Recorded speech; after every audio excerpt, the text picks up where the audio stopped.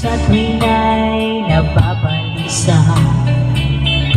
Dahil ba ang puso ko'y labis na umibig sa'yo,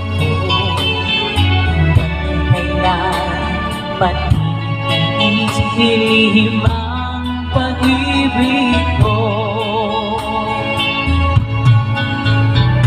Ano ang gagawin sa utos ng damdamin?